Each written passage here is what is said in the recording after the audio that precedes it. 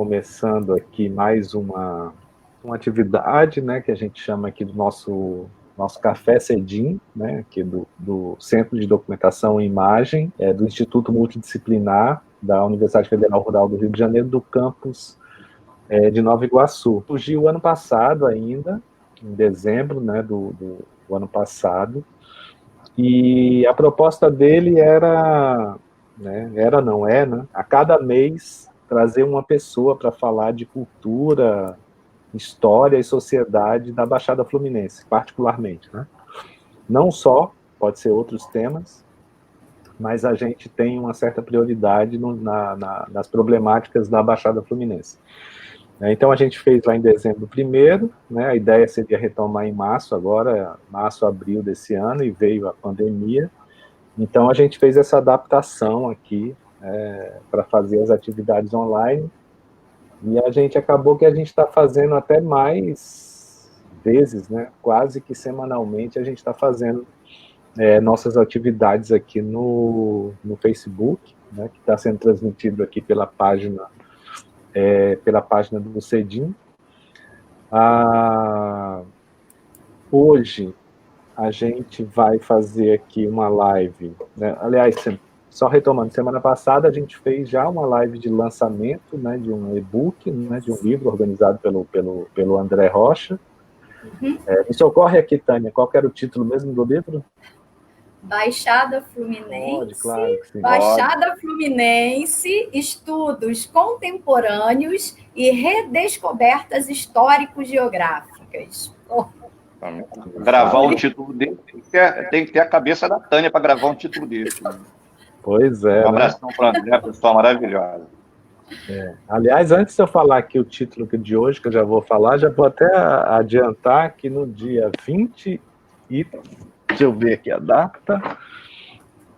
Dia 23 a gente vai ter mais uma live de lançamento de livros, né? Não sei se todos, né, já estão sabendo que saiu a segunda edição, né, do importantíssimo livro dos Barões ao Extermínio, né? Saiu pela editora Consequência, e aí o José Cláudio vai estar aqui com a gente no dia 23, debatendo e comentando, né, essa segunda edição revista e ampliada pelo autor. Mas hoje, enfim, né? Então hoje a gente vai tratar aqui, né, de duas coisas, né? Primeiro, lembrando que essa atividade aqui ela tá inserida dentro da 4ª Semana Nacional de Arquivos, né, que foi uma ideia da Tânia Amaro, para que a gente inserisse a atividade na semana, né, enfim, eu vou falar ainda daqui a pouco, mas no final das contas a gente está aqui em 3 pessoas que representam instituições que têm relação com a arquivística, né, tanto com museu/arquivo, né.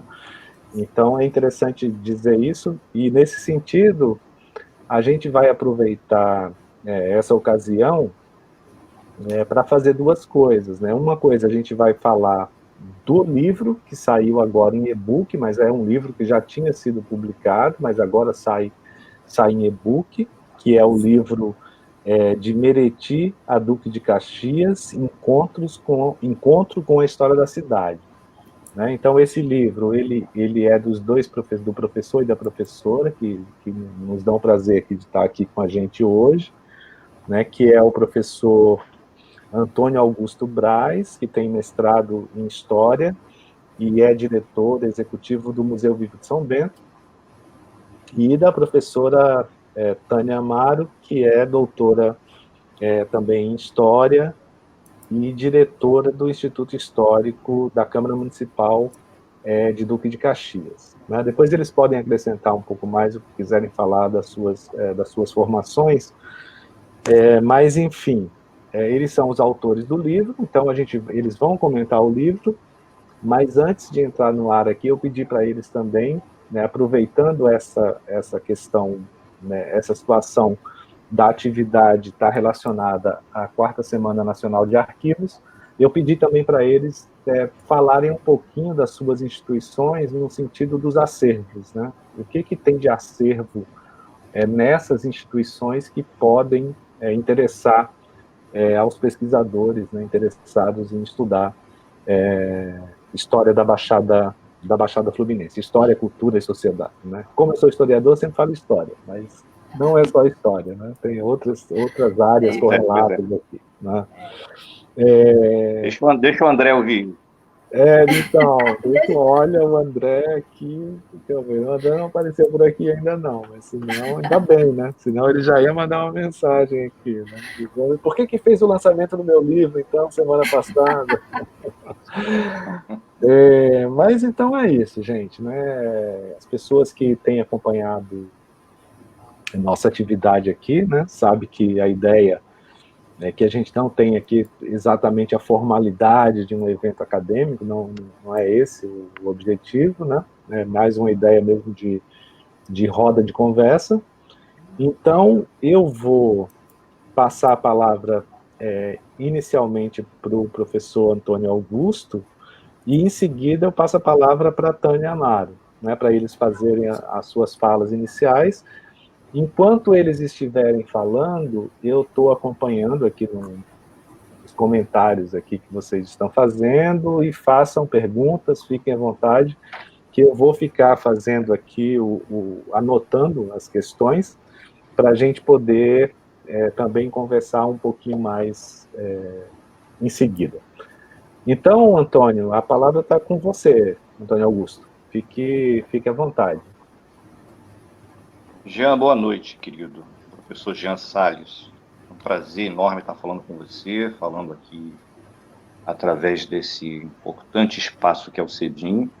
Um abração a Tânia Amaro, minha companheira, minha amiga, minha irmã de jornada. Sempre bom falar perto da Tânia, a gente fica mais tranquilo quando fala perto da Tânia, né?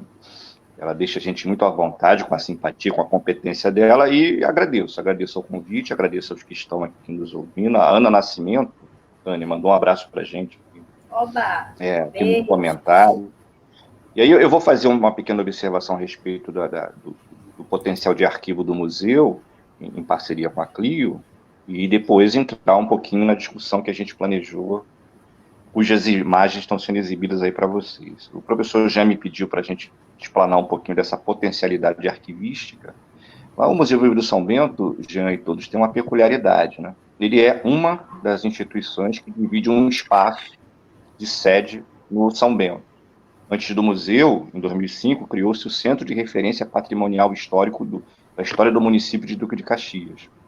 Junto a ele, em 2005, o Centro de Memória de Educação. Esses dois centros abrigaram-se na antiga sede da escola Nízia Vilela, no São Bento. Em 2008, oficializou-se, junto a eles, a ideia do museu. E uma quarta instituição, que foi planejada lá em 2005, quando a lei municipal constituiu os centros e depois o museu em 2008, se propôs, que foi a ideia de um arquivo municipal. Veja que ousadia, né, Jean e Tânia, né? A gente propunha em 2005 que um dos prédios do conjunto arquitetônico do São Bento, que o Museu Vivo do São Bento coordena, enquanto roteiro, que era aquele prédio da antiga farmácia, Tânia, aquele que fica em frente à fazenda, São Bento do Água-Sul. Um desses prédios...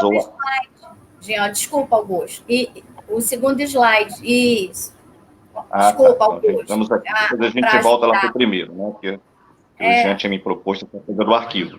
Então, lá a gente tinha essa proposta, Gina, de construir um espaço maravilhoso, um tal do armazém cultural que a gente ia propor. Você vai visitar, você vai ver, é uma edificação dos anos 40, gigantesca, tamanho da Casa França Brasil, né, nessas dimensões. Então, ali abrigaria-se um arquivo municipal, cuja função seria acomodar de forma adequada a documentação que está espalhada em vários arquivos pessoais e institucionais pela cidade, com exceção daquilo que está no Instituto Histórico, muito bem acomodado, muito bem oferecido ao pesquisador, que está bem resguardado pelo trabalho maravilhoso feito de modernização e adequação do Instituto, a partir da chegada da Tânia lá, que a Tânia vai falar daqui a pouco, lá no período em que a gente deu início a essa trajetória, ela mais do que nós, né, e a gente só ajudando nessa capacitação. E aí, Como esse avanço do tal arquivo municipal não se deu, a gente, o espaço exíguo da sede do museu, que divide a sede com os dois centros, a gente tem um arquivo modesto, basicamente de fonte secundária, mas uma bela coletânea bibliográfica, que tenta mostrar um pouquinho dessa diversidade de produções sobre a Baixada Fluminense, sobre o Duque de Caxias ao longo das décadas, e uma mapoteca bem interessante, bastante interessante mesmo, e algumas fontes primárias, baseadas principalmente em esforços de entrevista, de oralidade, que foram sendo constituídos, derivados de um trabalho que a gente fez lá na Felduc, nos anos 90, nos anos 2000, que a Tânia acompanhou, que era um projeto que a gente tinha lá enquanto professor de pesquisa de bairros. Então, a gente tem, no ponto de vista quantitativo, o arquivo do museu /CRPH não é exatamente um expressivo, mas do ponto de vista qualitativo, em particular, de algumas peculiaridades, ele é bem interessante. Enquanto museu, a gente vai chamar de estender o conceito de arquivo, né, para essa coisa do acervo, né, aí sim, aí o museu tem um acervo bastante interessante, de tridimensionalidade, de quadros, de objetos e de depoimentos guardados no modelo museográfico adequado ao Museu Vivo do São Bento, que atrai a pesquisa regional, nacional e internacional. O Museu Vivo do São Bento, /CRPH, tem a alegria de estar fornecendo informações e dividindo parcerias com várias instituições universitárias, a Rural, inclusive, uma delas, né, e de pesquisas nacionais e internacionais para dar conta dessa diversidade, dessa acervo /arquivo que a gente pode oferecer. E aí, falando isso, já estando no museu, o que ele é, né? O que ele se constitui e como é que ele está geminado com a ideia de APPH Clio, a ideia da publicação, que é o mote aí da nossa conversa, né? Dessa nossa reapresentação do livro. Como é que é isso? O museu é uma das consequências de um esforço de rede, já e Tânia, que acompanhou com a gente, e todos que estão aqui assistindo, né? que nasce nos anos 90, a partir do Departamento de História da Felduc, uma pergunta simples e óbvia, né? Se formamos professores de História, e a Felduc é a mais antiga instituição universitária da Baixada Fluminense, ela nasceu em 68, formando professores, né, licenciaturas, se formamos professores de História e também de Geografia, a André teve a alegria de ter estudado lá conosco, né? Por que nós fazemos a história das humanidades e não fazemos a história das nossas peculiaridades locais e regionais? Se estudamos a história do mundo, por que não estudamos a história do nosso mundo, nosso quintal? Essa pergunta simples nos motivou, esforços foram feitos em várias direções, o Departamento de História da Felduc vai começar a nuclear isso, e aí, em consequência disso, outras instituições e outras ações vão ser feitas. Constituiu-se um centro de pesquisa dentro da Felduc, o CEMPEDOC-BF, que foi o primeiro, aproximou-se da iniciativa da modernização do Instituto, na verdade foi o contrário, a professora Tânia e a jornalista Maria de Jesus, que nos procurou lá, com muito desejo de modernizar o Instituto, e a gente foi lá acompanhar modestamente esse trabalho, e, em paralelo, associações e ONGs e instituições foram propostas e construídas. A PBH Clio, a primeira delas, né, talvez seja a ONG de pesquisa mais antiga da Baixada Fluminense, voltada para História, Geografia, Sociologia, Antropologia, Filosofia, Educação na Baixada Fluminense, que também está sendo apresentada nesses slides. Eu já estou mudando a ordem do slide toda, a Tânia está só me olhando aqui, né? E é o terceiro slide.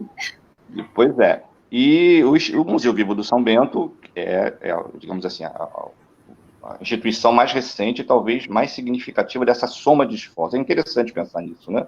A ideia da rede, da sobreposição de esforços, da parceria, da soma de iniciativas que vão criando, fomentando e fortalecendo essa rede de instituições, das quais em Caxias hoje os maiores destaques são a PPH Clio, que está sendo reconstituída, na tentativa de elaborar uma sede nova para ela, o Museu Vivo do São Bento /CRPH Centro de Memória e o Instituto Histórico, que Tânia vai apresentar daqui a pouco. Então, esses seriam a rede, né, de instituições que faz a defesa, a apresentação e a proposta de aprofundamento de pesquisa da história da região.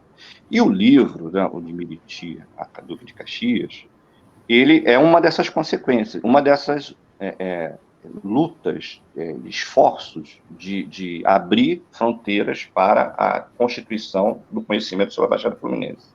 Porque a primeira etapa, né, Tânia, você lembra, você acompanhou bem, era a ideia de divulgar essa temática. Né? E aí, estando nós nos departamentos de História da FEUDUC, logo depois da Unigran Rio, a formação de futuros alunos de História, né, e também em debate de Geografia, de outros, da literatura, com a temática regional, que você cria um universo de parceiros, né, e professores desejosos de continuar a aprofundar o tema em busca de uma bibliografia. Então, você não tinha bibliografia. Você tinha uma bibliografia, né, datada, né, das décadas de 50, 60 e 70, com o seu valor enquanto fonte, enquanto informação possível, mas a partir dos anos 80, dos anos 90, a gente não tinha uma bibliografia mais recente, mais contemporânea. Então, o que fizemos nós, né, todos nós, Tânia, eu, Alexandre, Marlúcia, professor Nelson, Cília, nós, cada um, professora Maria do Carmo, cada um de nós, dentro do guarda-chuva da Clio, e cada um de nós penetrando por essas instituições correlatas, o Instituto, o Museu, o CRPH, nos propusemos a encontrar um nicho de pesquisa, de acordo com os nossos interesses, e, a partir desses nichos de pesquisa, fazer a produção dessa documentação. Daí nascem esses livros mais contemporâneos. A Tânia mesmo tem 2 publicações derivadas aí do mestrado e doutorado dela, né, com a temática local e regional. Aliás, muito interessante, que é essa temática do debate da literatura com a história. Né? Que ousadia, né? Fazer o debate da literatura com a história no campo regional e local. Né? Que ousadia interessante é essa, né?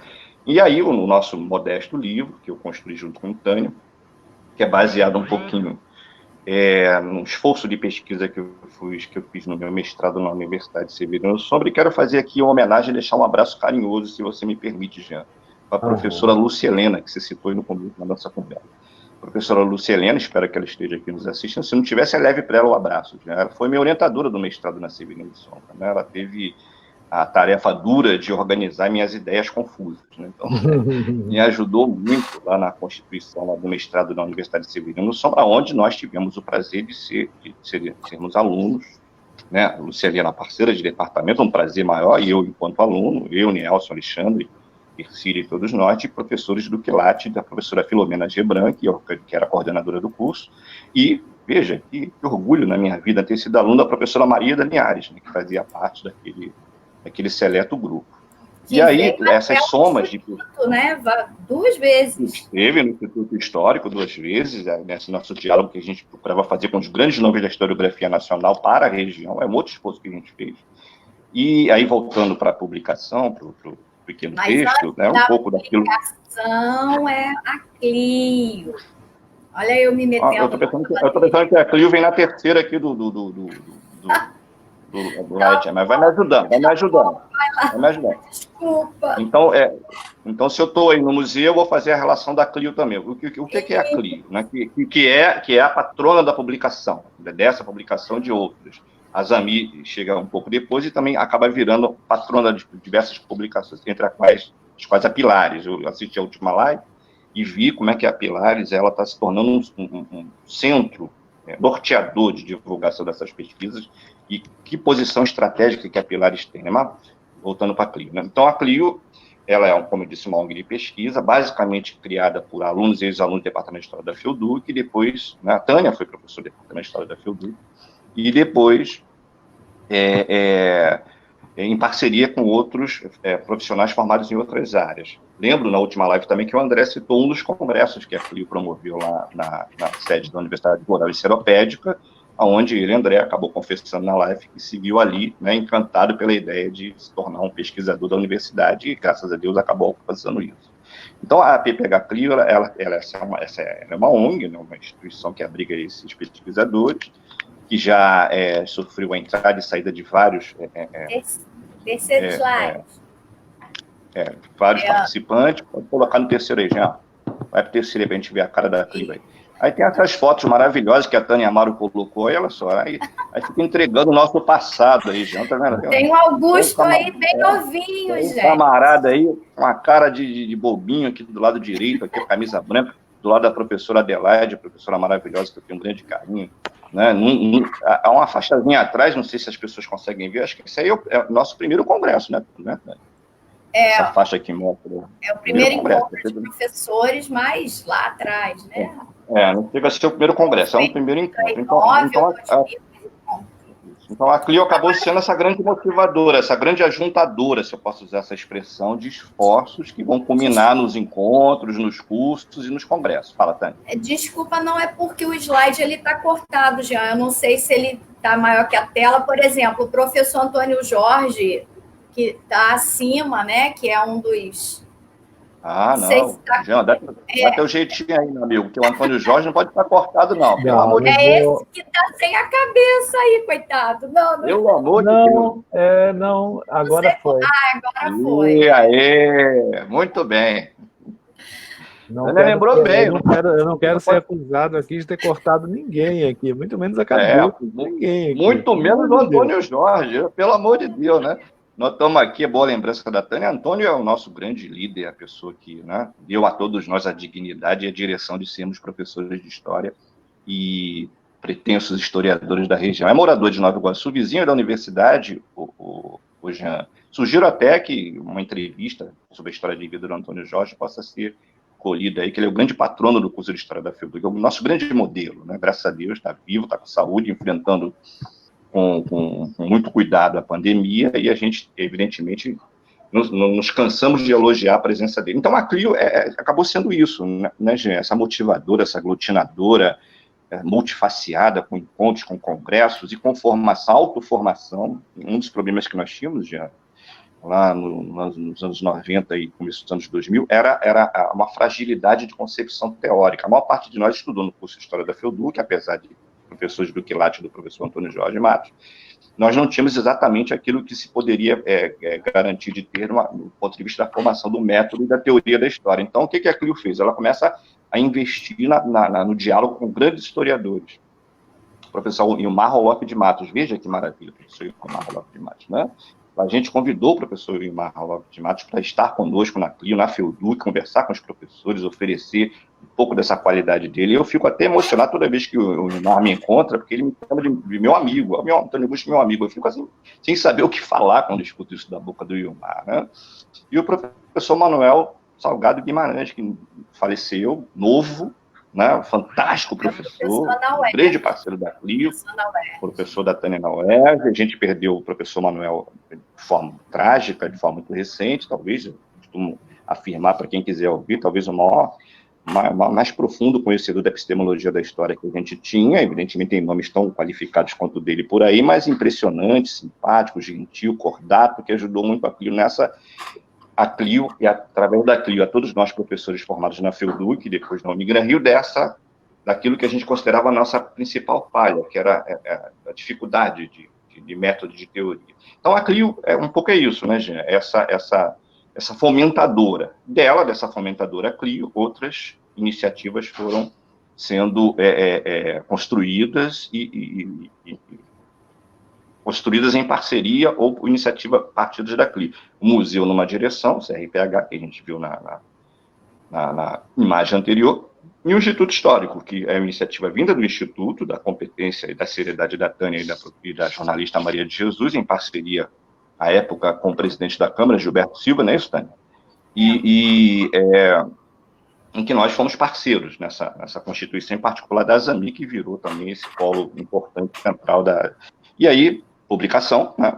Qual é a publicação? Publicação é um extrato do texto produzido no mestrado da dissertação, em que eu solicitei à Tânia que ela fizesse uma revisão, desse uma olhada, desse uns palpites, mas as nossas conversas foram tão bacanas, né, tão produtivas, tão ricas, né, que aí muita coisa acabou mudando, e eu chamei a Tânia, vem cá, então você vai assinar isso aqui comigo, porque tem muito da Tânia aqui nesse livro, né, em particular nos primeiros capítulos, no segundo capítulo, quando a gente faz uma visita à história um pouco mais profunda do território. E então, com a ideia de... eu entrar, depois você entra nessa parte. Tá, então qual era... Ótimo. Qual era a ideia, então, desse livro em particular e dos outros que acabaram sendo produzidos na sequência ou em paralelo? era oferecer ao professorado que já estava sendo alimentado pela formação dentro da FIUDUC, da Unigran Rio, com a CLIO, com o museu, um material bibliográfico que eles pudessem se debruçar, né? O texto do livro, a gente tentou tornar um texto um pouco mais palatável, né, Tânia? Menos carregado de academicismo, não que o academicismo não deva ser carregado, porque a professora Lucilena não me escute, né? Pelo amor de Deus. Mas que a ideia era a gente tentar fazer um livro em que as pessoas pudessem encontrar com a história da cidade, nesse subtítulo, né? Encontrar com a história da cidade. E aí, aqui, antes de avançar ou passar para a Tânia, vocês vão me monitorar aí, quero fazer uma referência muito importante que o Jean lembrou para a gente na abertura, ou na nossa conversa antes da abertura, que é o relançamento do livro do professor José Cláudio Souza Alves, Dos Barões ao Extermínio, a História da Violência da Baixada Fluminense. Esse foi o primeiro livro que a CLIO lançou.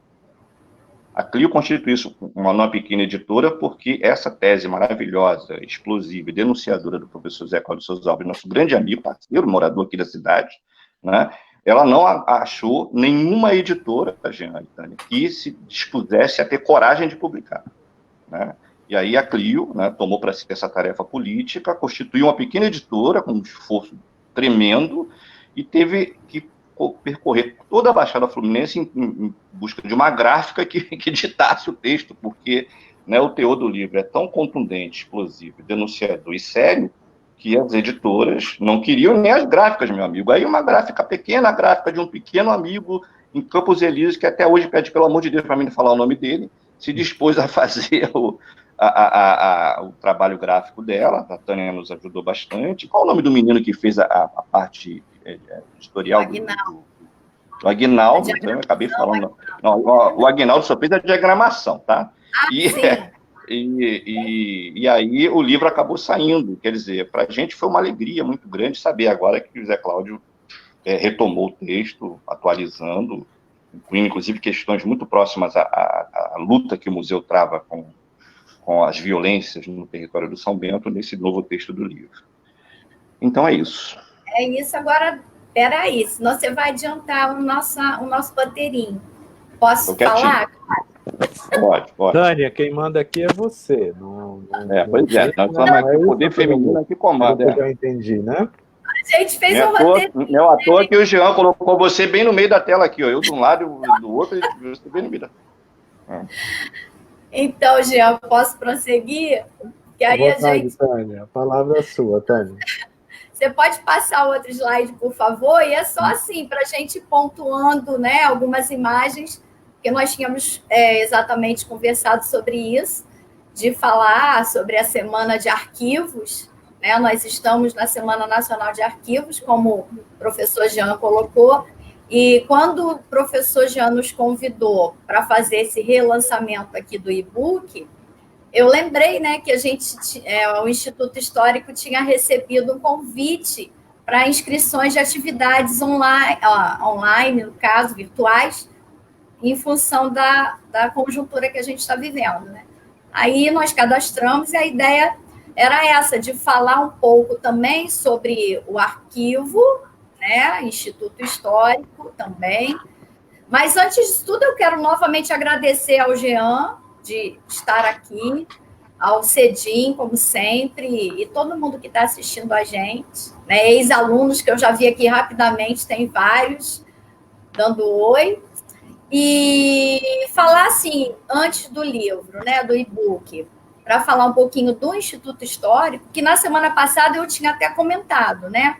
Mas como o Jean solicitou, e é a Semana de Arquivos, e até como forma de divulgação do espaço, né, das atividades do Instituto Histórico da Câmara Municipal de Duque de Caxias.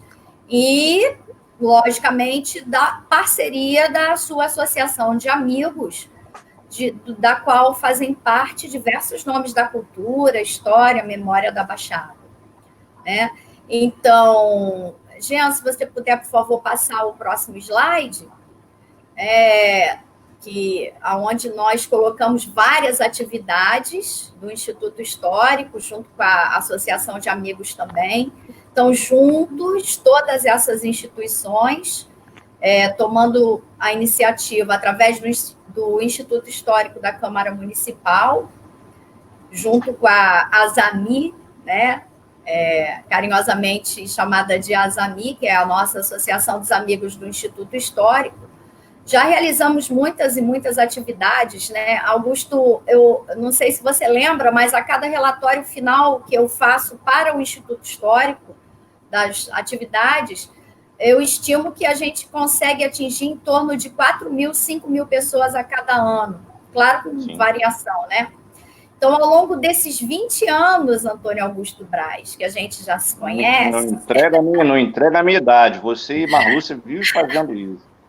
Então, ao longo desses... Fala nesses anos. Então, olha só quanta gente a gente uniu, né? Enfim, tanto o Instituto Histórico, como a ASAMI, como as outras instituições, como nós conseguimos levar a nossa história local e regional a esse público, né? Desde as crianças, do ensino fundamental, até a universidade, até o cidadão comum, né? Interessado na nossa história. E é bom lembrar sempre que a ASAMI foi criada exatamente em 2001, né? Eu cheguei no Instituto Histórico em outubro de 2000. A ASAMI foi criada em 2001 para apoiar essas atividades, colaborar nas ações culturais, como no caso do nosso livro, né? Que fazendo papel de editoria junto com a Clio, né? Então, apoiar as palestras, exposições, ser parceira das ações do Instituto Histórico na relação com outras instituições, como o Museu Vivo, como o CEDIM, né? Como o Centro de Memória da Educação, aqui em Duque de Caxias, como o CRPH, né, que faz parte do Museu Vivo, enfim, todas outras instituições dessa nossa rede de memória, patrimônio e história da Baixada, né? E é bom lembrar exatamente isso, que o Instituto Histórico é tido como uma referência na divulgação da história do nosso município, até importante para a história da Baixada. Se você quiser passar o próximo slide, eu acho que é do acervo, se não me engano, Jean. Então, o Instituto Histórico, falando de arquivo, né, foi inaugurado em janeiro de 1973, como um órgão anexo à Câmara Municipal de Duque de Caxias, exatamente a partir da necessidade de atender pessoas interessadas em conhecer o passado da cidade, né, que buscavam a sala de leitura da Câmara.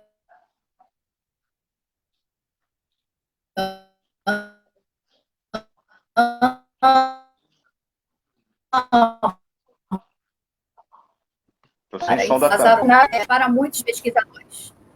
Agora voltou. Voltou? Voltou. Então, desculpa.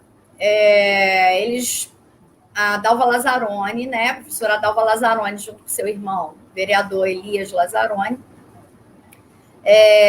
deram esse pontapé inicial para o Instituto Histórico surgir, né? E ele hoje é fonte obrigatória para muitos pesquisadores. Nós temos uma tipologia documental diversa, muito diversificada, reproduções fotográficas, documentos textuais, livros, periódicos, né? Objetos de uso pessoal e vestuário. Então, assim, é um acervo grandioso, importante, que o Instituto Histórico e a Câmara Municipal, né, dão muito valor, e é um referencial significativo para a nossa história. É importante lembrar que esse acervo, ele também deu margem e origem a várias pesquisas que foram publicadas na nossa revista Pilares da História, né? Que pode ser acessada no site da Câmara Municipal. Eu acho que o próximo slide é o da revista, se não me engano, Jean, que tem o link o site da Câmara, e também no site da Associação dos Amigos do Instituto Histórico, né? A nossa Pilares é fruto dessas parcerias de tantos anos, publicada pelo Instituto Histórico da Câmara, com a parceria da associação na produção de artigos, na assistência ao conselho editorial. É importante sempre lembrar para os pesquisadores que a Pilares tem ISSN, está qualificada com Qualis pela CAPES, e estamos sempre abertos ao recebimento de artigos, né, das mais variadas abordagens e áreas de pesquisa. Então, acho que para falar do arquivo enquanto o Instituto Histórico tem a sua importância nessa semana de arquivos, acho que é por aí, né, Jean? Agora a gente pode encaminhar para o nosso livro, né, para o nosso e-book. Deixa eu só, Tânia, eu só interferir aqui antes de você passar para o livro, só para dizer que enquanto vocês estão falando, está aí o pessoal que está assistindo no Facebook, eles estão vendo, eu coloquei aqui o site do grupo do Instituto, do Amigos do Instituto Histórico, né, aonde o livro está disponível, né, não só o livro de hoje, mas também o livro da semana passada do André, organizado, né, pelo André, e também um outro livro, né, sobre a história de Queimados, né, e mais as publicações da revista, enfim, então estão todos convidados para entrar no site. E coloquei também aqui, também está aí disponível, o pessoal pode estar vendo aí na tela, o endereço do Facebook da App Clio, também para que as pessoas possam entrar, né, curtir a página e acompanhar. Tá vendo? Travou? O material, né, e enfim, as publicações e a produção do grupo aí da App Clio, tá? Vamos lá, Tânia. Então, você estava dizendo que você ia entrar na questão do livro agora, não é isso? Eu acho que a minha ligação travou, enfim, desculpa. Não, a gente ouviu, Tânia, a gente ouviu. Travou um pouquinho então, só a imagem, mas a voz a gente conseguiu ouvir, sim. Então, no site lá dos Amigos do Instituto Histórico, como o Jean colocou, tem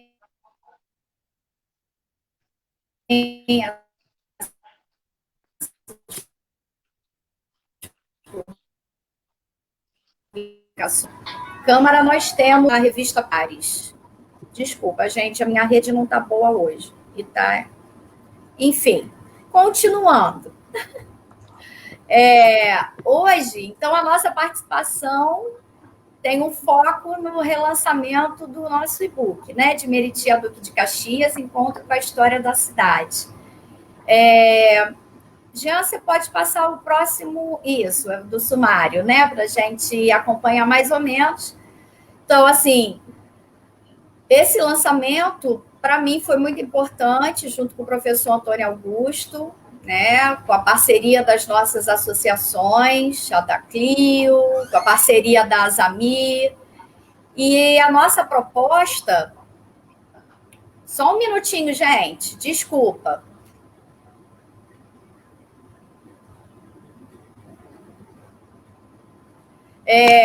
A parceria... Só um minutinho que está travando aqui. A gente está te ouvindo, tá, Tânia? O áudio tá ótimo, o áudio. A gente não está tendo problema, não, de ouvir, não, tá? Então, ok. Continuando, gente, desculpa, que eu mesmo me perdi na minha fala. Bom, mas enfim, no sumário do nosso livro, vamos lá. A nossa proposta, desde sempre, como eu disse, no Instituto Histórico e na Azami, foi apoiar e incentivar parcerias que contribuam cada vez mais com as pesquisas sobre a nossa região, né? O Augusto, como ele já colocou, eu conheci logo na minha chegada no Instituto Histórico, já há bastante tempo, né? E a nossa parceria vem desde então, passando pela FEUDUC, pela Unigran Rio, principalmente pela Azami. E depois de tantos anos, a gente ainda tem a nossa proposta de levar a nossa história local e regional para construir novas discussões, né, sobre a nossa história da Baixada Fluminense, da cidade de Duque de Caxias. Então, assim, nós sempre participamos juntos, organizamos seminários, palestras, cursos, estudos de campo, naqueles slides da Clio, né, apareceu bastante coisa. E essa proposta era estreitar a relação entre as nossas redes, que produzem histórias e pesquisas na e sobre a Baixada. E aí, lembrando de novo, o 5º Congresso de Professores e Pesquisadores de História, que a gente fez pela Clio, com apoio da Azami, que foi na Rural, campus de Nova Iguaçu, né, que o André tinha citado na última semana. Os nossos parceiros nessa época, os nossos contatos com a Rural foram o professor Álvaro Nascimento, naquela época ainda aluno, a Lofes Daniel, né? Foram nossos parceiros, Adriano Santos. Então, assim, isso foi em outubro de 2010. E foi nesse mesmo ano que nós lançamos o livro, né, impresso, de Meritia Duque de Caxias. Então, assim, foi muito bom quando o Antônio Augusto me convidou para colaborar nesse livro, que está sendo relançado hoje. Ele é fruto, como ele disse, das pesquisas do seu mestrado. Foi a primeira edição publicada em 2010, né? Que foi pode-se dizer, uma revisão, um novo olhar sobre a dissertação do Antônio Augusto, que foi muito importante para esse livro, né? E também é importante lembrar, como o Augusto já falou, que já existiam publicações nessa época, evidente, inclusive o Escavando o Passado da Cidade, da professora Marlúcia Souza, né? Mas, assim, o Demeritia Duque de Caxias trouxe dados atualizados naquele momento, né? E eu lembro aqui o nosso professor Rogério Torres, Antônio Augusto, quando ele fez o prefácio. Exatamente, o prefácio dele, eu até anotei aqui, ele escreve algo assim, nesse sentido, que nós dois, né, juntos, resolvemos unir os nossos esforços para trazer uma obra que trazia reflexão sobre os caminhos que poderiam transformar a nossa cidade, né? Eu acho que é uma contribuição para repensar a história do município, né? E nesse sumário, a gente pode ver que o livro é dividido em 4 capítulos.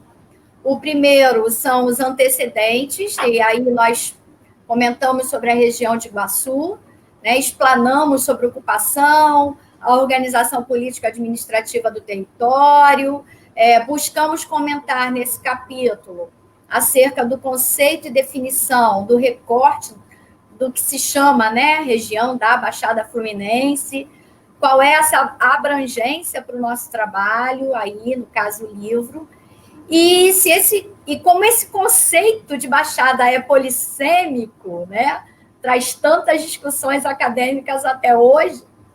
Então, nesse primeiro capítulo, a proposta foi essa.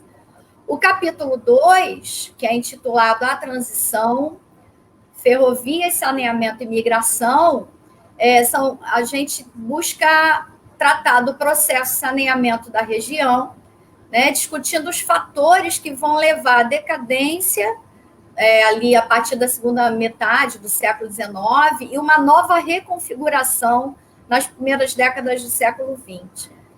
Isso a partir da ação da grande migração que chega à região, né? E também pela modernização das vias de transporte, particularmente as ferrovias, né? Que é também um tema que a gente mais à frente vai tratar, no caso do meu trabalho, que é a história sobre trilhos, né? Nas minhas pesquisas de mestrado e doutorado, né? Então, como é que esse transporte ferroviário traz uma certa modernização também, que é uma forma, né, de fazer uma discussão aí, e a ação das obras de saneamento, né? Então, nesse segundo capítulo, nós buscamos esse olhar. Abrindo aqui um parênteses, então, para lembrar que no início da nossa conversa a gente estava falando de imigração, né? E Duque de Caxias é uma cidade de imigrantes. E essas pessoas tiveram um papel importantíssimo na nossa região. Tá? O capítulo 3 tem o título Nasce a Cidade, né? A formação urbana de Duque de Caxias, e a proposta é pensar a emancipação política e a consolidação urbana, buscando a formação histórica da cidade, a vida da população, entre os anos 1930 e 1950, apresentando também o desenvolvimento urbano dos bairros, que o Augusto vai falar daqui a pouquinho, né? E, por fim, no capítulo 4, a proposta é pensar a vida na cidade, entre os anos 40 e 50, e os problemas cotidianos, né? Quais as estratégias de sobrevivência dessa população que enfrentou ali uma estrutura urbana insuficiente, precária, né, na construção das suas vidas cotidianas. Assim, ou seja, pensamos a exclusão a partir das pesquisas de Antônio Augusto no seu mestrado, né? Pensamos a exclusão e a miséria naquela cidade aberta, que é uma outra questão também que mais à frente a gente vai trabalhar em outras pesquisas, que é a cidade aberta que foi descrita e repensada por Silbert dos Santos Lemos, né, que é o nosso estudo lá no mestrado, porque ele chama essa cidade de cidade aberta, olha essa cidade a partir da marginalidade, do submundo da violência, das jogatinas, prostituição. Então, esse capítulo 4 é muito importante para se repensar a pobreza e os marginalizados nessas décadas de 40 e 50 no município de Duque de Caxias, né? Então, agora, ninguém melhor para aprofundar essas questões mais próprias dos bairros que o professor Antônio Augusto.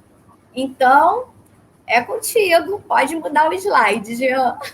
Tá legal então, Antônio, obrigado. Vamos lá, Antônio, tá contigo então a palavra. Só mudar o slide. E responsabilidade, hein?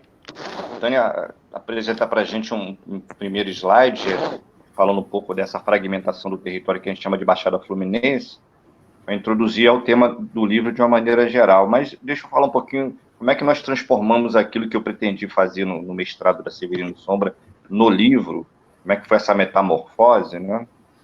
Até para render mais uma vez homenagem à professora Lúcia Helena, que teve, como eu disse, uma paciência enorme para poder organizar as minhas ideias.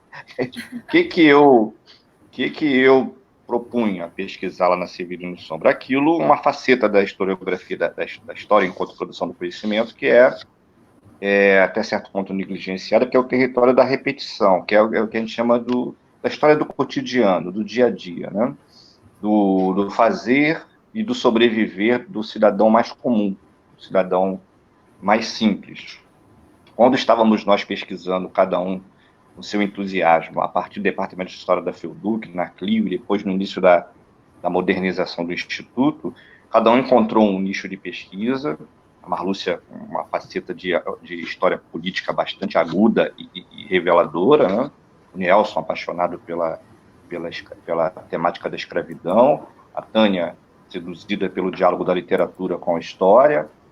O Alexandre, né, falando de uma história cultural do município, né? Na dissertação dele, que também esteve conosco lá na Severino Sombra, acabei esquecendo o Alexandre nessa lista de desafiadores da CLIO que foram a Severino Sombra. E fomos a Severino Sombra por quê? Porque lá tinha um departamento de história regional, né, que nós achamos interessante. Uma tarefa, uma missão mesmo, como daqueles velhos comunistas do antigo PCB, né? Isso é a missão. A gente tem que ir para lá, porque lá a gente acha um nicho onde a gente pode dialogar, né? E o que me sobrou, menos do que sobrou, e o que me seduziu? A ideia da sobrevivência das famílias que aqui chegavam e desbravaram a Baixada Fluminense. Eu tenho uma concepção muito, talvez, peculiar da Baixada Fluminense em relação à discussão que se faz sobre a definição de Baixada Fluminense. Para mim, a Baixada Fluminense nasceu nos anos 50. Para trás não tinha Baixada Fluminense. Para trás tinha qualquer outra coisa menos a Baixada Fluminense, né? O que é uma questão, inclusive, do ponto de vista da construção da definição, que parte daquela, né, evolução da definição como conceito geológico e morfológico, mas a identidade da Baixada Fluminense, ela é recente, os anos 40 e 50, na medida que essa leva de imigrantes vai chegando. A Baixada Fluminense é uma baixada contemporânea e formada na migração. As sobrevivências do território colonial da Baixada Fluminense são apenas sobrevivências. Nem demograficamente você consegue fazer um link, né? Porque na virada do século XIX para o começo do século XX, você tem um esvaziamento populacional enorme, né? E os agentes sociais que vão ocupar o território que hoje é a Baixada Fluminense, eles vêm todos de fora. Eles vêm dos interiores do Brasil. Hoje de tarde eu estava eu e Alexandre na live da CLIO, falando um pouquinho sobre isso também. O tema era exatamente esse, na migração nordestina. Então a gente estava olhando. Então isso começou a me seduzir, que é o diálogo da história com as experiências da vida, né? Que é essa história bem perto da gente, desses primeiros, dos nossos pais, dos nossos avós, os pais do professor Jean, os avós do professor Jean, os pais da professora Tânia, inclusive estão os dois aqui assistindo, né? Pai e mãe da professora Tânia Amaro aqui nos assistindo.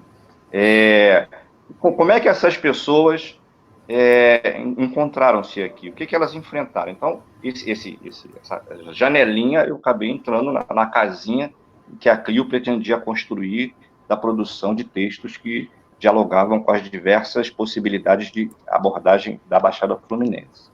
E aí eu me centrei ali na Severino Sombra, né, em parceria com a professora Lúcia Helena, que acabou pegando essa orientação quase no final, porque a minha primeira orientadora teve que abandonar o programa, com o desejo de fazer isso, que eu chamei de estratégia de sobrevivência. Aí a professora Lúcia Helena me trouxe, reapresentou, né, evidentemente já tinha feito uma leitura prévia, o Eduardo Thompson, para a gente falar de costumes em comum, de tradições daquela população operária inglesa que sobreviviam à ideia de classe, pura e simplesmente à ideia de confronto de classe, não que o confronto de classe não existe, o Eduardo Thompson nunca negou isso, mas ele aponta outros elementos da constituição dessa identidade, e ela trouxe isso para mim, essa leitura, eu fui absorvendo isso. Tem um livro muito bacana do historiador argentino José Luiz Romero, que fala das cidades e as ideias, tem um título muito legal, vou conferir o título aqui depois e vou trazer para vocês, muito pouco conhecido, que foi o professor Manuel Salgado que me apresentou. Então, eu acabei juntando isso para tentar criar um universo onde eu pudesse falar um pouquinho dessas famílias. Na verdade, a dissertação do mestrado está no último capítulo, né, que a Tânia apresentou, que é a vida na cidade do Duque de Caxias, nos anos 40, 50, onde eu falo dos problemas cotidianos e a questão da exclusão e da miséria, desses excluídos e miseráveis da cidade. Mas do ponto de vista do enfrentamento cotidiano, que é o território da repetição, um pouco sedutor aos historiadores. Nós, historiadores, de uma maneira geral, gostamos dos grandes mapas. E aí, não apenas reduzir o universo de estudo a uma esfera territorial, mas a um comportamento, né, micro-cultural. Isso, apesar da fama que isso ganhou nos anos 90 e 80 por conta do desdobramento da Escola dos Análises, mas entre nós isso era pouco comum, é mais afeito aos antropólogos, né, de uma maneira geral, com quem eu também comecei a ter uma relação muito boa, tirando aí meus grandes amigos, a Tânia, o professor Jean e outros historiadores que eu respeito tanto, a professora Lúcia Helena, mas eu tenho bons amigos agora no campo da antropologia. Se eu fosse mais novo, eu ia até estudar antropologia, porque o negócio é muito bacana, muito sedutor. Então, esse último capítulo, na verdade, é a dissertação. Só que lá no mestrado eu tentava dar um pano de fundo para fazer uma história profunda, vim lá da Baixada Colonial, descrevendo, aí a Lúcia Helena me deu bastante cascudo e falou assim, não tem nada a ver uma coisa com a outra, você está falando desse universo do cotidiano e do urbano contemporâneo. E aí a gente tem que colocar, aí, evidentemente que eu já sabia disso, eu tinha alguma formação nessa direção, uma certa universalidade para isso, senão não seria uma dissertação, muito menos uma ousadia científica no campo da história, né? E qual a universalidade? As periferias do mundo enfrentam problemas muito parecidos com isso, né? As periferias do Brasil, né?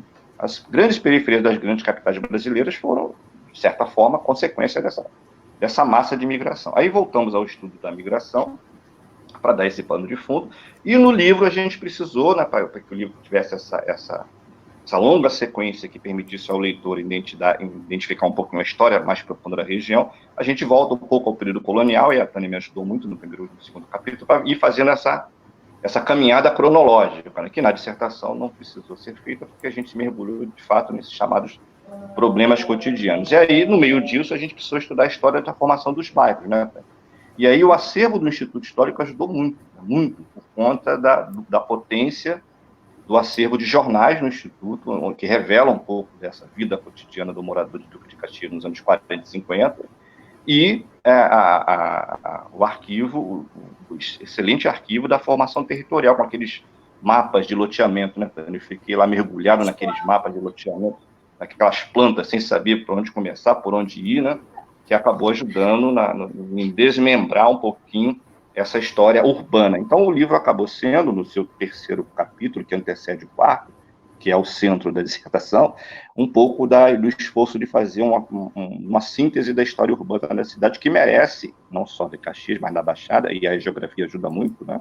Estava vendo na última live aí o André, e o Simões, né? O trabalho do Simões é maravilhoso nessa direção, em nos apresentar essa formação, né, urbana da cidade do ponto de vista do fenômeno urbano. E aí, ao falar de bairro, ao falar de formação, da transformação dos loteamentos em bairro, até citei o Barbosa Leite lá nesse capítulo da dissertação, não sei se está ali no livro, né? Tem uma poesia linda do Barbosa em que ele fala dos bairros, né? Assim, muito bonito, né? Para chamar atenção para isso, para essa importância da identidade do morador, loteamento, bairro, identidade pessoal, problemas cotidianos, fazer esse link, passando aí pelo Thompson como fio condutor e o Romero como fio condutor da formação urbana dessa periferia. E aí tive que voltar na metamorfose desse espaço que abrigou esses loteamentos. No 19, aí já estou no segundo capítulo, comecei no quarto, fui no terceiro, estou voltando para o segundo, né? Eu sou assim, eu sou anárquico mesmo. E dos slides aí que eu coloquei, você não seguiu nenhum, mas tá bom, vamos lá. Ela botou os slides todos para mim, aí eu estou bagunçando o negócio todo. Esse, por exemplo, do loteamento, que acabou de aparecer, né? É uma das referências de arquivo que a gente vai usar, umas fontes que a gente vai usar. Na medida de investigar esses slides, esses mapas de loteamento, foi uma aventura, né, Tânia? Porque boa parte deles, as informações estavam truncadas, aprender, né, se alfabetizar na leitura desses entender que tem bairro, que não é bairro, né? Isso. E aí, uma das coisas, voltando agora do segundo capítulo, no segundo capítulo foi o seguinte, eu precisei montar essa metamorfose do território, que é aquela coisa de um território destruído pelas crises ecológicas do 19 para o 20, como é que ele vai se tornar minimamente habitável para a chegada dessa migração? Aí tem a coisa das ferrovias, tem a coisa das grandes obras que começa com Nilo Peçanha e estende-se pelo governo de Getúlio Vargas de ressaneamento da região, focadas na construção de um cinturão verde de abastecimento para a cidade, que se perde, né? E aí esse valor fundiário acaba virando valor imobiliário, vão chegando essas famílias vão buscar moradia, na sequência dos trilhos, e como é que isso tudo se realinha na medida em que a cidade vem sendo construída? Nessa construção permanente da cidade, os esforços e os estudos da vida, da superação que essas famílias vão fazendo. E aí a gente vai na literatura também, né, Tânia? O Santos Lemos, né? Ele também nos oferece, né, a leitura das obras dele, um pouco desse cotidiano. E o livro tenta fazer essa genealogia, né? Eu quero estudar e pretendi estudar e apresentar quem vai ler, né? Na dissertação, e eu e Tânia no livro, essa luta pela sobrevivência dessas famílias fundadoras, mas a gente precisou fazer isso, a gente precisou fazer essa genealogia do território, a chegada dos loteamentos, dos bairros, os limites que a construção de loteamento vai oferecer, né? E ao final, aí a professora Luciana me ofereceu um desafio muito interessante. Ela falou, por que você não pega um bairro minimamente organizado na cidade e tenta comparar com um bairro onde essa organização urbana e de equipamentos urbanos ela é pobre? A professora Lúcia é do Rio de Janeiro, ela conhecia muito pouco a cidade, mas teve essa sensibilidade. Aí, a gente, no final, tentou fazer essa comparação, né, Tânia, no quarto capítulo, né? Onde a gente pega um bairro construído nos anos 60, né, que são os últimos slides que a Tânia colocou para mim, que é o bairro 25 de Agosto, né, aí tem algumas imagens do bairro, e aí o Instituto me ajudou muito, Tânia em particular, o Instituto me ajudaram muito com essas fontes, e vamos fazer uma comparação dessa vida, desses esforços de sobrevivência na 25 de Agosto com o bairro do Gramacho, que é o bairro mais populoso da cidade da cidade do Duque de Caxias, e onde se abrigou uma população absolutamente despossuída. O 25 de agosto, né, derivado da fragmentação das fazendas que ali existiam, e o Gramacho também, uma fragmentação muito mais antiga e ocupada por loteamentos desordenados, chamadas Vila Leopoldina, 1, 2, 3 e 4, e na medida que as populações vão ali se chegando, acho que tem um slidezinho aí da estação do Gramacho. Né? Esse é um mapinha que mostra... Jean, é o anterior. Nós estamos enlouquecendo o Jean aí, né, coitado, Jean? Eu não, eu fiz bonitinho o roteiro. Pois é, que terrível para isso. Na próxima eu vou tentar acompanhar direitinho o negócio. Mas aí você consegue achar uma... apareceu, né? Essa é uma das imagens da estação do Gramado. Então, o livro todo tenta fazer esse diálogo, né? Tenta fazer essa interface entre a consolidação da urbanidade ou do urbanismo da cidade de Caxias da urbanidade da cidade do Rio de Caxias, e a vida que se vivia ali. Né? O foco é isso, a vida que se vivia ali. O que era viver ali? Então, o livro tenta... E aí, para findar, né, a gente voltar para a discussão mais geral, a importância das fontes orais, que tem a ver com um programa que eu ajudei a organizar lá na Fielduc durante 10 anos, que é a chamada Pesquisa de Bairros. Os meus alunos do 3º e 4º período de História da Fielduc, até hoje eles lembram disso, ficam me sacaneando, eu propunha a eles que eles se organizassem em grupos, escolhessem um bairro da cidade ou da Baixada e fizessem um levantamento de fontes, a construção de um pequeno texto. Isso acumulou algo em torno de 150 pequenas monografias, muito simples, mas cuja a riqueza de fontes, em particular de depoimentos da oralidade, isso me ajudou bastante, porque ao me voltar para essa oralidade, a gente se via diante da reconstituição da memória, desses desafios dessas famílias que viveram nos anos 40, 50 e no início dos anos 60 na cidade do Caxias. Um parêntese aí, para você não esquecer, parte pequena dessas monografias está uma parte, pouquinha parte, no Instituto Histórico, cópias, e outras lá no Museu Vivo, no CRPH, né? Isso. Uma pequena e aí vem parte um pouco das nossas tragédias, né, Jean? Que um esforço como o CEDIM procura dar algum alento. Quando a gente fez essa pesquisa de bairro lá na Fielduc, foram 10 anos. Né? Foram 10 anos.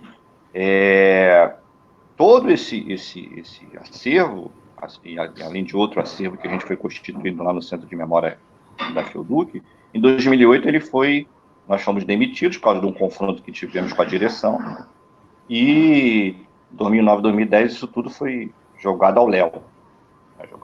E a gente perdeu pelo menos 80% dessas fontes. É uma dor terrível lembrar disso. E aqui, aquela pouco que a gente pôde salvar, a gente direcionou ao Instituto Histórico para a guarda do Instituto e uma outra pequena parte, menor ainda, na guarda do arquivo lá do Museu Vivo do São Miguel. Eu quero fazer uma pequena citação aqui, quero pedir um favor para o Jean. Hein, Jean, se você puder. Dos textos que mais me ajudou no esquadrinhamento dessa formação territorial da Baixada, nos anos 30 e 40, é uma dissertação de mestrado aí da Universidade Rural, que eu tinha uma cópia, eu não sei onde é que coloquei. Depois eu vou pedir para você, para o pessoal do CEDIM, tentar identificar para mim. Eu acho que está dissertação de mestrado, eu consegui essa cópia lá em Seropédica, chama-se O Remédio Amargo, as obras de saneamento da Baixada Fluminense, 1890 a 1950, do Leonardo Jefferson Fernandes. É um texto super interessante, acho que é de planejamento urbano, ou arquitetura, não sei exatamente qual. Me passa, eu não estou lembrando agora. Eu vou te passar depois. Mas me passa depois, que eu verifico. Até para você anexar ao CEDIM e, se for possível, mandar uma copiazinha para mim, porque eu fiquei muito feliz em ter lido o texto desse pesquisador, que eu não conheço, e deixo aqui a minha homenagem, inclusive, ao esforço que ele fez, muito sistematizado, muito bem organizado, onde ele apresenta de uma forma muito original o impacto dessas obras de saneamento aqui no território, aqui em Caxias e na Baixada Fluminense. Dito isso, anarquicamente, como sempre, tá? A memória depois de puxar a minha orelha, né? Avancemos. Aí é a outra foto da estação, né? E a questão do... Augusto, você tá me ouvindo? Tô te ouvindo. Ah, tá. Não, o slide do Jardim Gramacho, do aterro. Esse aqui, esse que está sendo exibido, é isso? Esse é o último. Aí é contigo. Aí tem umas peculiaridades na nomenclatura e na divisão administrativa dos bairros, né? O Gramacho, um bairro, Jardim Gramacho, outro bairro, de onde que vem o nome Gramacho? Então, se o exame do fenômeno urbano e cotidiano serviu para ajudar a historiografia local e regional em algum aspecto, para o leitor comum, para o aluno, para o professor, para o cidadão comum, essa peculiaridade das nomenclaturas, né, dos usos e costumes cotidianos são muito interessantes. Né? Um outro livro que eu também já conhecia por conta da parceria que eu faço com a Marlúcia nos cursos de formação, que é aquele História de um colono teuto brasileiro. É isso, Tânia, o nome do livro? Do Guilherme Fux? De um teuto brasileiro. um teuto brasileiro. É um material belíssimo, encontrado por um aluno nosso, o professor Antônio Tavares, da pós-graduação da FIODUC, na monografia que ele faz na pós-graduação dele de História Social do Brasil, de um depoimento de um morador alemão que viveu no bairro do Centenário, lá no início do século XX, você vê, né? E aí ele faz um depoimento, assim, super saboroso, né? Como é que era viver ali, como é que era comer, como é que era estudar, como é que era sobreviver aquela hostilidade do território, né? Que é um pouco também a marca do que eu procuro fazer, como é que os costumes da ruralidade vão sendo adequados a essa formação urbana desenfreada, né? Como é que se alimenta, como é que se veste, onde se estuda, se é que se podia estudar, como é que se cura, aí vem as práticas da medicina tradicional, da medicina ligada às tradições afrodescendentes e indígenas. Foi esse o esforço, né? O desejo de fazer isso. É um outro materialzinho também muito legal, que vale a pena ser lido. Tem uma cópia no Instituto, se não me engano, né, Tânia? Tem sim. É isso aí. Obrigado, Augusto, né? E Tânia, você quer complementar alguma coisa mais? O que você não, gostaria nesse de falar? momento não. A questão aí desse último slide era para a gente pensar realmente assim, o desordenamento, digamos, urbano, né? A questão da poluição, já que um dos capítulos fala sobre a questão do meio ambiente também, né? Do saneamento. Então, era para a gente, assim, marcar um pouco a questão de uma cidade meio que desordenada, né? Nos anos 70, a gente vai ter a instalação do aterro, não é o recorte do livro, né? Mas nos anos 70, a gente vai ter a instalação do aterro metropolitano do Jardim Gramacho, né? É o aterro metropolitano, que, na verdade, é um lixão, enfim, essa mancha que a gente vê à direita no slide, ele já não está oficialmente em funcionamento, né, Augusto? É desde, agora me fala, 2012. Oficialmente há alguns anos, mas na periferia ainda tem essa atividade. E a gente vê o círculo à esquerda, é o bairro Gramacho, né? Ele é recortado, no caso, pela Washington Luiz, a rodovia, e o Petrópolis. E do lado direito a gente tem a montanha, né, de aterro, que ultrapassa metros de altura, e está bem na margem do Rio Iguaçu, né, ainda que ele não esteja mais funcionando, mas foram 30 anos, enfim, 40 anos de lixo, né, descarregado às margens da Baía de Guanabara. E então, assim, não funciona mais oficialmente há bastante tempo. Se não me engano, é 2012 que ele deixou de funcionar, agora me falha. Mas isso é um bairro inteiro, porque Jardim Gramacho, na verdade, é um loteamento, né, um desdobramento do Gramacho, né, Augusto? Então, era só assim para a gente... bem mais recente, né? Que ganhou essa trágica marca do Exatamente. Do sanitário. E era para a gente entrar um pouco nessa questão de que Duque de Caxias tem muitas desigualdades, né? Sociais, urbanas. É uma cidade importante na região, desde o período colonial, né? Como Augusto falou, que ele queria abranger todos esses séculos. Nós estamos numa região, a Baixada Fluminense, importantíssima para a história do Brasil, né? E aí, como a gente estava falando do Gramacho, nós resolvemos colocar o slide aí de um bairro que acaba sendo dividido, né? Na sua extensão. É uma peculiaridade, Tânia, desses usos e costumes, né? Entre os dois tem um bairro chamado Doutor Laureano, sim, que é dividido do Jardim Gramacho pela Washington Luiz.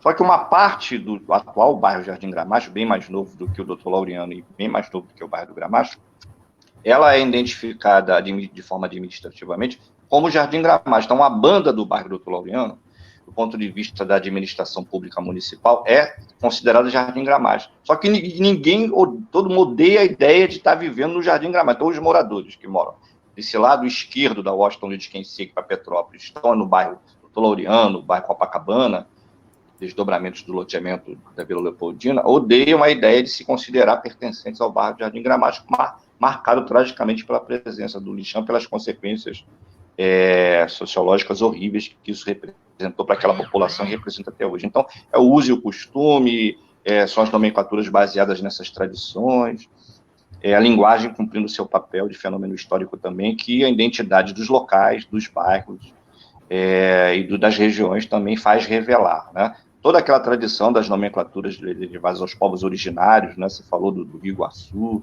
Então, a delícia de estudar essas peculiaridades cotidianas é encontrar nelas fenômenos muito particulares, mas que têm uma grande generalidade. Em todo canto do mundo isso acontece, né? Essas lutas pela sobrevivência, essas construções de identidade e esse confronto no campo da língua, no campo do símbolo, entre aquilo que pode, aquilo que deve, aquilo que não pode ser absorvido como tal. A própria ideia de Baixada Fluminense, me permite, Jean, para terminar, né? A Baixada Fluminense extensa, que é um conceito que o Simões apresenta no material dele, em relação à Baixada Fluminense núcleo, você vai lá para Guapimirim, os moradores de Guapimirim fazem questão de não se considerar a Baixada Fluminense, eles adotam-se como, né, da zona serrana, da região serrana. Você caminha lá em direção a Itaguaí, e nós não somos, né, nós somos aqui da Costa Verde, né, Mangaratiba, então nunca quis se incluir na Baixada Fluminense, apesar de ter características muito próximas daquilo que a gente considera a Baixada Fluminense. Você vai para Paracambi, chega lá em Paracambi, não, aqui não é Baixada Fluminense, aqui é o Vale do Paraíba, né? Então, esse campo da simbologia, das lutas que se travam no simbólico, na linguagem, na nomenclatura e na identidade é muito interessante também. A gente tentou mostrar um pouquinho isso também no livro, mas é assunto demais, né? Já viu como é que eu sou prolixo, né? Ainda bem que eu tenho a Tânia para me ajudar, ainda bem que eu tenho a Marlúcia para me ajudar, ainda bem que eu tinha a professora Lucilena lá para me ajudar, tadinha da professora Lucilena, sofreu, né? Então, é isso, querido, é isso. Essa era um pouquinho a nossa contribuição, né? Na verdade, agora a galera tem que ler o e-book, né? Então... agora vai ter que ler. Agora não tem jeito. Tem que ler. Ô, Antônio, Augusto, pode deixar que quando eu encontrar com a Lucilena lá no departamento, eu vou repassar para ela, tá? Os seus recados. Manda um grande abraço para ela, que eu sou muito devedor do esforço dela. Ela sabe disso. Gente, eu acho ótimo, né? Quer dizer, a gente já está aqui há 1h15, né? Não vou, acho que não vale a pena se estender muito, né? Claro. Tem muitos temas interessantes, obviamente, né? Sobre a história de Duque de Caxias e da Baixada Fluminense, né? Desde a questão da urbanização, a forma como se deu a urbanização de Duque de Caxias, e depois pensar um pouco como que isso aconteceu no restante da Baixada, né, já que Duque de Caxias foi a primeira, né, dessa forma, né, característica da Baixada Fluminense, dessa urbanização baseada em loteamentos, né, e como que isso interfere na vida cotidiana, né, como o Antônio Augusto chamou a atenção. Enquanto Nova Iguaçu demorou bastante para avançar nessa direção, né, por causa do loteamento, por causa da laranja, aquela coisa toda, você lembrou bem. Exato, exatamente. A experiência de loteamento desordenado está em Nova Iguaçu, está em Nilópolis, está em São João, mas fica travado no centro da Baixada pela produção de laranja. Exatamente, como Nova Iguaçu, de certa maneira, era o centro, né, político, enfim, econômico. Enfim, são muitas questões, a própria questão do conceito de Baixada, né, que ultimamente tem tido várias, né, concepções. Eu não gosto nem de chamar de conceito, eu chamo de definição. Eu sou meio diferentão para essas coisas. Eu já falo a expressão. Pois é. Mas é interessante isso, né? É legal o debate, né? Tem a ver, inclusive, com o crescimento das pesquisas, né? E das discussões, né? Isso leva a se pensar se existe ou não um conceito, existe vários, se é a definição, né? É muito, muito interessante, pessoas que trabalham com essa baixada mais expandida, outros a Lúcia Helena mesmo trabalha com a ideia de baixada histórica, né, que seria, a baixada seria o que pertenceu à antiga Iguaçu, né, ou antiga Iguaçu e Estrela. Né, se você o Antônio Seixas também, que está lá no Conselho Estadual do Patrimônio, também trabalha com um conceito mais restrito de baixada, né? É interessante, bem interessante mesmo. Agora, claro que, enfim, né, não vai dar tempo da gente, né, debater, e a ideia não é essa, né, porque inclusive o livro serve, eu acho, eu falei para a Tânia, quando eu disse para ela que valeria a pena fazer o lançamento, mesmo já tendo sido um livro já publicado, porque o público se renova, né? Quer dizer, a gente tem novos alunos de graduação, o acesso a essas publicações impressas também não é fácil, o livro está esgotado, você não consegue comprar, né? Então, e agora com o e-book fica mais fácil para você poder distribuir, as pessoas terem acesso a essa produção, né? Mas eu quero apenas aqui, antes da gente encerrar, né, também aproveitar que a gente, como eu falei aqui no início, que a gente está inserido aqui nessa 4ª Semana Nacional, né, de Arquivos, para dizer que, ouvindo, né, vocês falarem sobre essa pesquisa, né, me lembra muito conversas que eu já tive com várias pessoas, com a Tânia eu já tive essa conversa, com a Marlúcia eu já tive essa conversa, e agora estou inserindo aqui também o professor Antônio Augusto, né, que eu acho que, nesse sentido da questão do acesso ao acervo, acho que a chegada da universidade pública, né, na Baixada, através do campus Nova Iguaçu, e particularmente através do CEDIM, ela traz um acréscimo interessante, né, porque o CEDIM, a gente conseguiu fazer uma coisa, né, que quem trabalha em acervo, como vocês sabem bem disso, né, que você consegue até fazer a digitalização da documentação, mas você conseguir disponibilizar isso na internet requer uma estrutura, né? É outra coisa. E a gente conseguiu isso no CEDIM, né? Então, se vocês, né, sempre digo, para entrarem no repositório institucional, a gente tem lá milhares e milhares de páginas digitalizadas e que são disponibilizadas publicamente, né? Então, estou lembrando aqui, por exemplo, a gente começou com a parceria com a Cúria Metropolitana, né, de Nova Iguaçu, que vocês sabem que lá tem um acervo impressionante, né, de história da Baixada. Então, a gente tem, não sei dizer agora, eu não anotei aqui a quantidade de páginas, né, que a gente tem da documentação da igreja, né? Quem conhece história da Baixada sabe da importância do Dom Adriano Hipólito, né? Nos anos 70 e 80, e ele era muito sistemático na organização da documentação, né? E na guarda da documentação. Então, isso está disponível, a gente tem, entre outras coisas que me vem na cabeça aqui, uma série de livros cartoriais, né, que dão conta de uma história do século XIX. A gente tem uma importante documentação que é o Correio da Lavoura, né? O Correio da Lavoura completo, né? Esse jornal que surgiu, né, em 1917, que existe até hoje, né? Enfim, existe uma série de documentos e todos eles estão disponíveis, né, publicamente, né, pela internet, né? Então, essa documentação, Antônio Augusto, que você citou aqui, né, das monografias e das entrevistas e dos jornais e outras coisas mais, eu acho que é muito interessante que a gente pense em fazer, na verdade, parcerias entre as instituições para que essa documentação ela possa ser digitalizada e disponibilizada, né? Porque eu acho que é muito importante, partindo das discussões que existem hoje sobre história pública, né? E o CEDIM se pauta por isso, né? A ideia da história pública, a ideia de que a documentação, ela tem que ser publicizada, ela tem que ser pública para que outros pesquisadores, e não só pesquisadores, né? Mas a sociedade de maneira geral, possa ter acesso.